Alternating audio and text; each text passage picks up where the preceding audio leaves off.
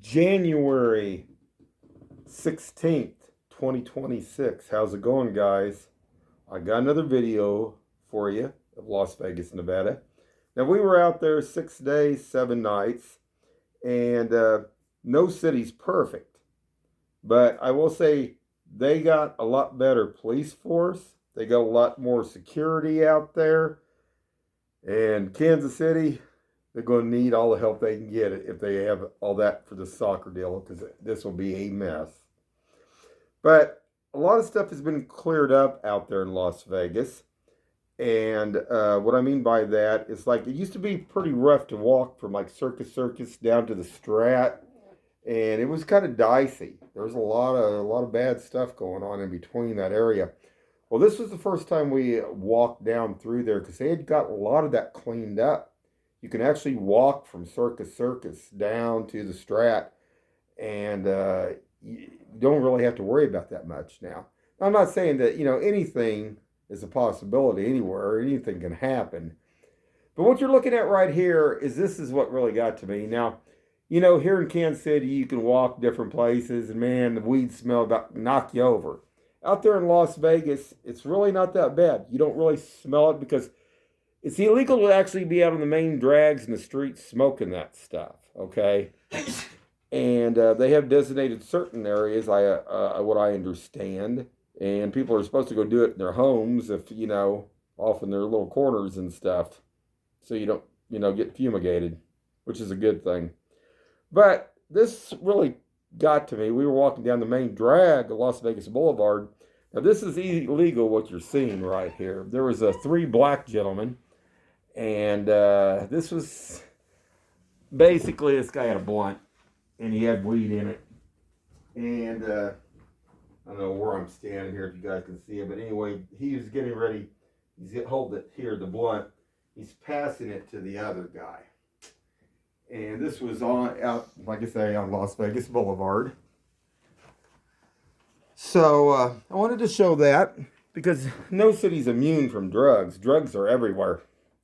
And but a lot better out there because not have to deal with it when it comes to having to smell it, nasty smells and the stuff out there.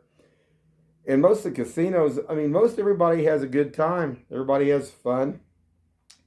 Now, I think the more things you need to watch for, there are some people that have come across here that are not legal here, and they're looking to like rob people. Now, they've cleaned a lot of stuff up, but they got some people walking those streets that are not from here. I would say South America, Central America. They're marked. They have tattoos on their faces. They're marked that you can see they've been in prison or they let them out of prison. There's still some work they still need to do. And some of it, like I say, you're not going to get away from all of it. But probably the more threat than anything are probably the call gals there because they're more dangerous than anything else. Now, the prostitution is not supposed to be legal in Las Vegas there. It's supposed to be further out, not that close into the city, but it goes on. Come on, guys, everybody knows that. But what shocked me was there was a lot of Latins, women, young women that are working Vegas. And we were going into, I think it was when we was going back into the Excalibur. We were walking in on the sidewalk, and there's two gals, Latins, that was in front of us. And this gal, she had a shear. It's about, I would say, 6 to 8 inches long. I'd say probably about 8 inches long. And she was showing the other gal what she had. And, and I was thinking, well, what do you need that for? Well, she's not there working at the casino doing gardening. And this thing would, this would cut you in a second. Or if you got stabbed with it, it wouldn't take long to bleed out. Definitely so. And like I say, seen a lot of that. Also, there's Russians. There's Russian call gals there, and they are trafficking these younger gals. Now, last time when we were there beforehand, we were at the Oyo. The only reason I know this, we were at the Oyo, And the Russian gals, yeah, you gotta like the Russians got those Russian gals got those sexy voices, you know. I used to dance with one gal way back, but going on from there, the thing of it is, this Russian gal's an older Russian gal. Now she looks younger. She dresses like she's 18. She's probably 45 or 50, but she takes the younger gals out and teaches them. And I seen this gal. I've seen her out there before, and she was teaching. She was walking the 6 days. We passed this gal probably, I don't know, at least 5 times going up and down the strip, and she had different gals with her each time. And it does go on out there, guys.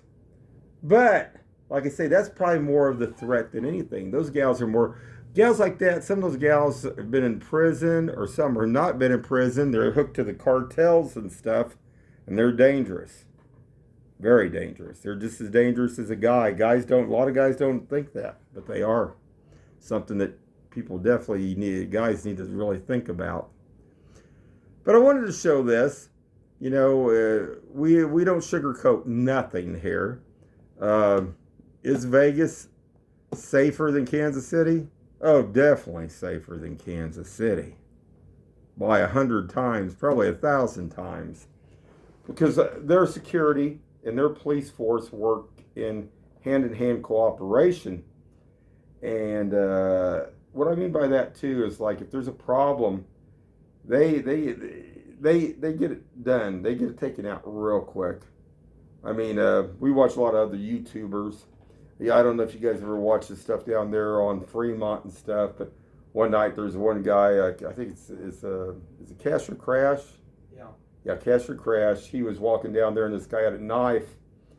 But, of course, that night there wasn't no security to be had already police. But they did get the guy in the end. They got the knife from the guy. But a lot of knives. And the knives, see, what people don't realize is from Central American, third world countries and European countries that are knife happy. Knives are just as deadly as guns. And a knife wound is harder to actually, maybe not anymore since we have lasers, but it used to be if a knife wound can be more deadly because it's hard to stop bleeding depending on where you're cut at. So anyway, wanted to get that out there. I'm trying to think of anything else. Is there anything you can think of, Dylan, that safety-wise or concerns? I mean, compared to here, I mean, there was not that much. I mean, there was one other thing, guys. You know how, like, you know, a lot of times we have several fire trucks and ambulances roll down 47th Street here at night? Well, we did have a guy out there. We actually got seen by a hit and run. A guy he was on an electric, basically a bike, and this guy hit him, and he went flying through the air like a rag doll. Hold on just a second, see if I can find it. Okay, guys, this is about as good as I can bring it in. He had already been hit, and he got back up. He was limping. He drug his bike off to the side. He got wedged in behind this. Trying to get this here to hold this because I recorded this. Basically, right there, you can see him off to the right, and that taxi stopped, and it stayed there waiting for police to get there. But the hit and run vehicle went on, which was crazy. I mean, and this guy, he was limping. It hit him so hard that it knocked his shoes off. That's how hard this vehicle hit him there. I don't know if I can't bring it in as a still image because I recorded it. That's why you're seeing this here. But unreal. Now, I mean, accidents, but this wasn't, this guy went on. And it was like, I talked to one of the taxi drivers when we went to the Rio one night. He said, they'll get him. He said, the camera's here. They'll get him. And they'll find the guy, hit this guy. But, you know, luckily, I mean, who knows? I mean, my son had said, well, do you think he got hurt real bad? I said, well, I mean, you know, his foot could have been shattered. I mean, he was working, this guy looked like he was in shock, and he dragged it. He just barely, he was laying on his, like, back at first. And then he got up and just crawled over, and he dragged his bike over across the intersection so he didn't get the rest of the way run over. But wanted to show that real quick too. Now hold on. Okay guys, so what you're looking at here, we're up at the Excalibur and we hear a siren. Now you got to remember, a lot of times here in 47th Street, we hear 4 or 6 there's 4 or 6 runs a day. We were out here for 6 nights and 7 days. I seen 3 incidents in all this time, and one was a hit and run. Well, you can't really classify hit and run. This here was a homeless guy that was drugged up. They had to go over there. Police or security had called them on the main street out there, and that's where they're going right there to go check this guy out. I guess they probably have to check him out before they take him to jail or whatever. And you can't even see it's over there kind of by that pillar-like deal over there. But I wanted to show that real quick. Now hold on. I wanted to show this real quick. This is kind of out in front of the Excalibur here. And this lady, she was jogging off in the distance there. But you see, you don't see a whole lot of homeless that are hanging out there. They've cleaned this stuff up. You can get around, and you know. But I'm going to say one thing. All the times that we've went out here, we have never had a homeless person approach us for money. Now that's really something, because here in Kansas City, I couldn't say that here.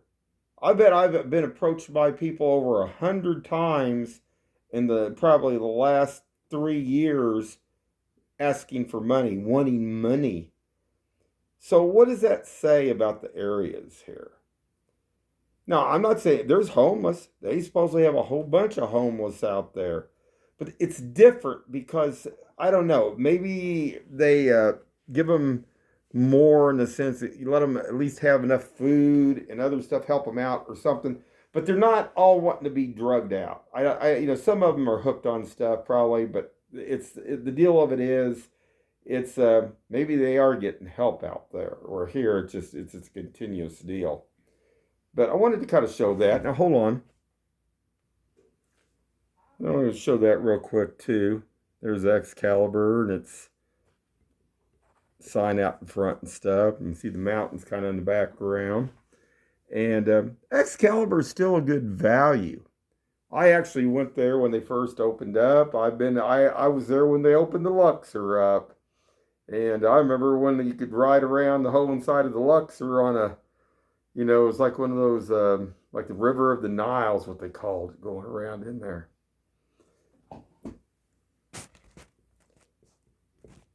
Hold on, guys. There's another shot of the mountains off in the distance. Oh, you can't beat it, guys. Beautiful scenery, beautiful country out there.